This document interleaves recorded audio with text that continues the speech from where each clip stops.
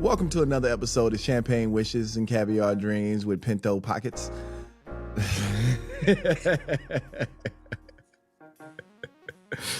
Nah, I'm just messing with y'all. Welcome to your support group podcast, home of number one podcast that supports you and what you like to do. As always, it's your awesome twosome. This is easy. One bad voice, one bad foot, Kenny and Q. Yeah. Yep, still hobbling around. Yep, and I'm still going in and out, but I'm fighting. I got me something hot to drink. So if I start sounding like Shabba Ranks up in here, I hit the hot drink. Me no one know. Me no. Shabba. Ooh. Call me Mr. Man. Shabba Man. Lover Man.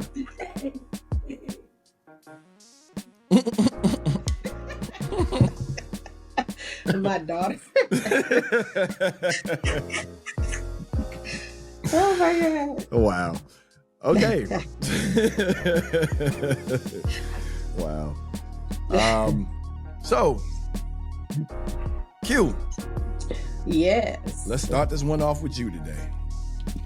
So today we're going to be talking about something a little bit that we all probably have been through. You know, you see something, everybody's got it. You feel like, you should get it too. They got the big red boots and maybe it costs $100. And probably you only have $25 in your bank account. But you got that credit card, you got that plastic gold. Swipe. Swipe. And then you go get it. And then you wear the shoes and you feel like, this looks stupid. But now you can't take them back. And now you got this charge on your account that was already damn way to the max. And now you got another bill to pay. Added on with interest on some shoes that you can't wear to work. You can't wear it to nobody's job. And you don't even like the shoes no more. So why'd you buy them? We're talking about these folks. And we've all been there because I've done it too. When you just see something and you want it and you ain't got the money for it, but you're going to find a way to go get it. And it's really unnecessary. People who just live beyond their current means.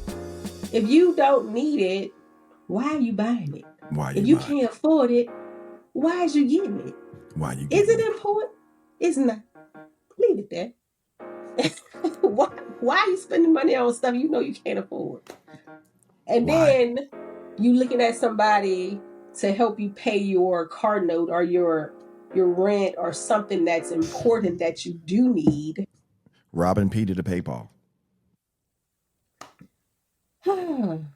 That is a frustration because you have friends that will do that. And it's like they'll look at you because you went on a trip and be like, well, you could have gave me the money because you just went on a trip, but you don't know what I had to do. You don't know how many poles I had to slide on to get that money to go on that trip. I'm just joking. You don't know what I had to do to get that pole. If that's what you did to get the money, hey. You know what I'm saying? Like, don't be counting my money. If you tipping, man. Hey. But it's serious. It's like I budget my money to do what I need to do with it.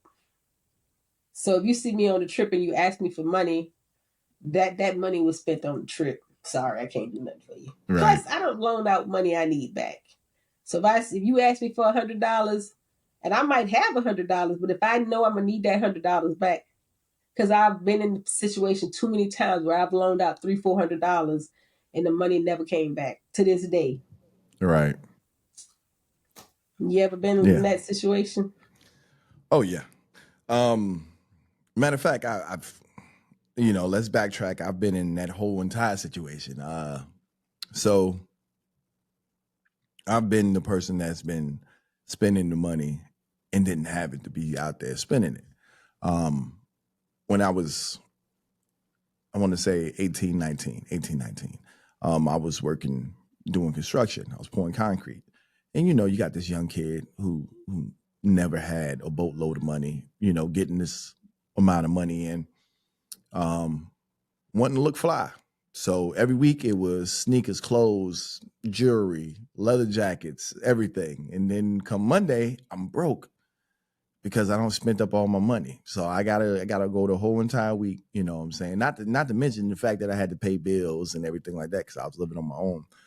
And so um, week after week of me doing this, and then we got laid off, and I learned the valuable lesson right there. I said I'll never let this happen to myself again. Um, Never save nothing for a rainy day. Never put $5 back. Never put $25 back. Never put anything back. Mm-hmm. But I was fresh as hell, broke as hell, but fresh as hell. Um, and then fast forward, I am one of that philosophy is if I can't let you have it, I won't let you borrow it. So if I can't afford Mm-hmm. to lose it, I won't let you borrow it. If I got $300-400 in my pocket and I know I need that $300-400 and you ask me for 20 or 25 and I know I can't let you have it, I'm not going to let you borrow it because people have a philosophy of jumping the fence and running away with your money quickly, especially black folks.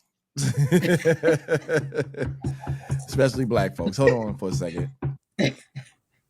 What I learned over time was not to let people borrow money if I can't let them have it. And that's a philosophy that Mm-hmm. my grandmother even instilled in my father, and then also I've been on that portion where people see, me and my wife or, Carson with something new or having some things, and then they're Carson, be quiet. And then they thinking that they can count my pockets or they can count my wife's pockets and saying, Mm-hmm. "Oh, I know you got it." No, you don't know what I got. You don't know if I saved up for this. You don't know if we budgeted for this. You don't know what we did. You make an assumption that we got it because of something that you see or something that you think. Mm-hmm. And then there's a person that spends up all their money because I've been on that portion. The person that spends up all their money and then want to come to spend yours. Yeah. Listen, I'm gonna be very clear. It's not that I'm pocket watching you. Right. It's that I'm trying to protect you from you because you have a bad habit of spending. You Mm-hmm. don't know how to budget your money. So you're living outside of your means. That don't Yeah. include counting on my money. Right. You got people that's 30, 40 years old that's living like this. And I've seen it first, like I said, I've seen it firsthand, where they go out here and pick up these lavish trips and do these lavish things and want to go out and go buy a new car and all this stuff, and then expect for you to help them pay the car taxes. Let me see if Right. I can go borrow some money from Kenny. Let me see if I can go borrow some money from Kenny and Tamika. Let me go and see if I can get them to help me with this or do this or no, it don't work that way. Yeah. Live your life. I got younger brothers and sisters who I you know, and I'm not trying to put them out there or anything like that. But in all honesty, I told them, I said, okay, now y'all 30. This is where you leave the branch. Big bro always Mm-hmm. got your back.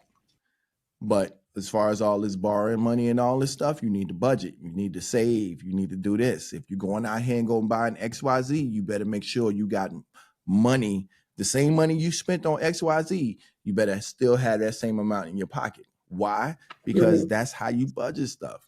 You don't just go out here and just go buy some stuff off on a whim. You don't buy off emotion. Like, oh man, I gotta go get the new Jordans, man. I gotta go. No, no, because I'll Right. tell you what Kenny will do. Kenny will sit up there and be like, if they sold out, they sold out. But I'm gonna wait and I'm gonna see what the price gonna do. And then I'm gonna see Yeah. if I can get me a coupon to go with that. Yeah. I'll tell you, you know what? I have all the Adidas that I wear are like the pull-up sock kind, right? They're real comfortable, you know. So I went out and got them in all colors. Got them in all Hey, colors. I told my wife, I'm never tying another shoelace in my life. I'm just gonna put yeah, on my shoes. But what I did was, because the shoes are $180 a piece, I don't have $180 to kick out for every last pair of shoes. And I yeah, got 10 pair of them. So you add that up, $180. So what I did was I just bought them one at a time. When I got a coupon or I see one where the price went down where it was $80 and I was like, ooh, got it. You know yeah. why? Because if it's meant for you, it's going to be there. It's going to be there. When you want to get it, when you want to purchase it, when you want to buy it, it's going to be there. The only difference is like with a house or like with a car, you know, those inflation changes those prices. But if you buy that same car that you seen brand new, like, oh yeah, I want the LC 500. Well, you might can get one used a lot cheaper than going out here buying one new. Right. It's all about, you know, budget and timing. You got to stack a little bit of bread. And I hate it for the people who buy, like I said, off of impulse or emotion and stuff like that, because I was there. I understand how that feels. You know what I'm saying? You want something bad enough that you willing to risk it all to go get it. But at the same time, what's going to happen back here? You taking the money from back here to put forward, you know, to grab the stuff that you want. But now back here, it's empty. So what you Right. got in your storehouse? You have nothing in your storehouse. So now when it comes about, and boy, don't be that person that get paid twice a month or every 2 weeks or something like that. And you don't blow Mhm. through that money. And Yeah. now you're sitting up here, you having to wait 2 weeks with oodles and noodles and beanies and weenies as dinner because of a decision that you made. Don't be that person. Yeah. Yep. It's all about discipline. That was one of the things that I had to learn years ago. It's like discipline, a little sacrifice now, and then once you make that sacrifice up front, you have a little bit more wiggle room in the back. So, Yeah. yeah, Yeah. like if you don't need Starbucks every day, say to yourself, once I pay off this bill, I'm gonna treat myself to blah blah blah. But you have to be goal mindseted. You have to write some stuff down, because if you don't write it down, you ain't gonna remember it. Exactly. And how you gonna keep track of it to know you did it if you don't make it real? I got this credit card bill right here that I need to just get rid of, because if you got 5 credit cards and you barely got any money in the bank, some of them credit cards need to go bye bye. Yeah. Because all it is a temptation. That's the only thing I'm trying to tell you. It's a temptation. And if Mm-hmm. you ain't got no money in the bank that you know that you can secure those credit cards, like pay off the whole bill, why you got the credit card? Get you one for travel or emergencies and get rid of the rest of pay them off and get rid of them. That's another area where you get yourself in trouble quickly is credit cards. Um, and that's also too living outside of your means. Credit cards are built to make money up off of you. Understand me? Credit cards are built to make money up off of you. Um, they're not there to. Wow, that was a whole butthole moment. But they're not there to benefit you or get you up over a hump. It might get you through a rough patch, but it's not meant to be a stabilizing thing. Because why? Because say you take your credit card, right? You don't use none of your cash. You take your credit card and you buy and you pay for all your bills, all your groceries for the whole entire month. And then at the end of the month, you pay your credit card off. That can work. But say you are one of those people who don't have enough income to pay the credit card off.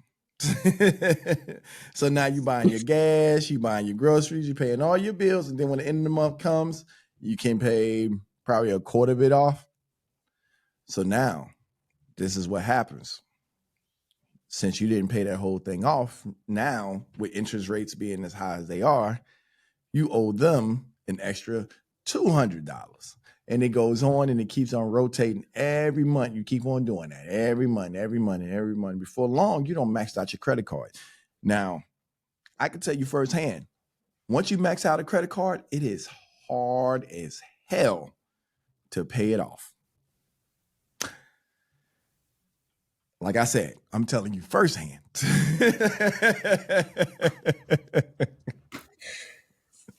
Look, don't do it, fam. Don't do it. You don't want They the give you problems. they give you a minimum amount to pay Don't do every it. month so they can make sure that they make money $35. about the interest. So say the minimum, say you got a $10,000 credit limit, and woe to you if you do.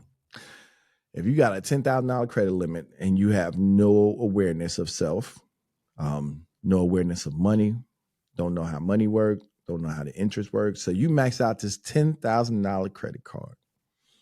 They give you a minimum payment of $180. So you trying to pay it down. You paying $180 a month, right? You know how much they make back in interest every month? About $140. So now, only thing you really paying every month is about $40 on this credit card. And you wondering why the bill is The not balance. going down. Woo, Lord. Like I said, I'm telling you firsthand, I've been there before. I've been there before, and I understand and I know. So that's why I'm saying, do not do it. Do not do it unless you can pay it off every month. You know, that was an idea that I had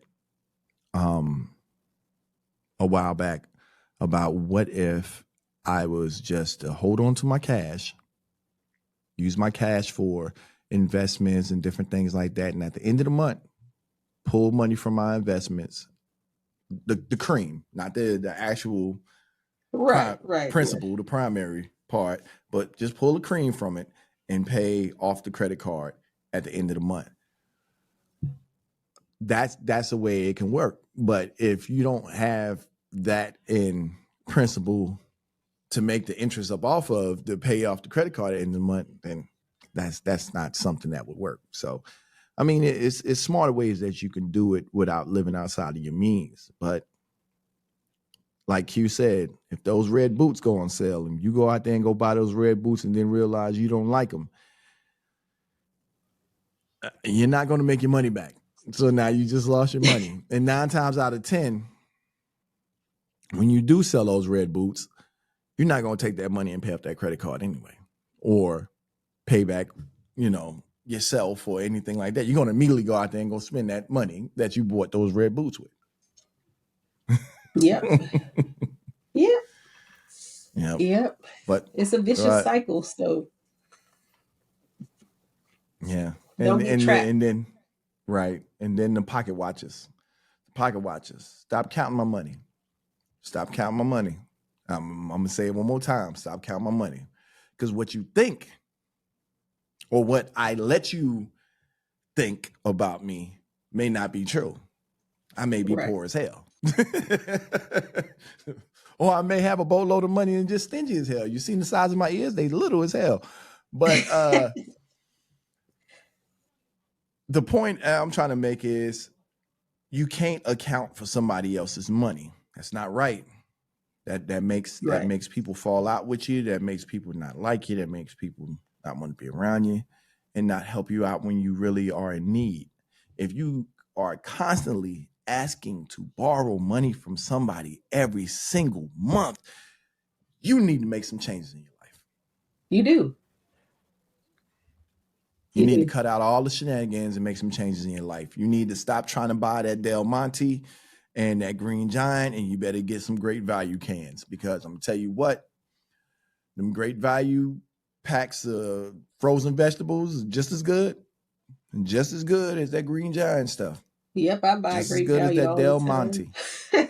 I'm trying to tell you, it cooked all the same way. And most of the time I'm serious. Most of the time it's the same exact stuff. They just repackaged it because Right. they had like an overage or something like that. People fail to realize that stuff. Yeah. But yeah, so this has been an episode of Champagne Wishes and Caviar Dreams and Oodles and Noodles Pockets. If nobody told you today that they love you, we do. As always, you check out our website, www.ysgpodcast.com. And we thank you. And remember, foe.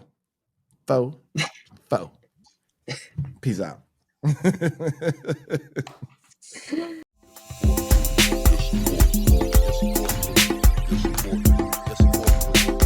Yes, support group.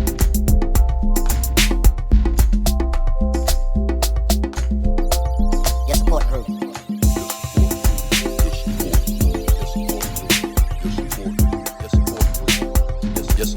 Yes, support group.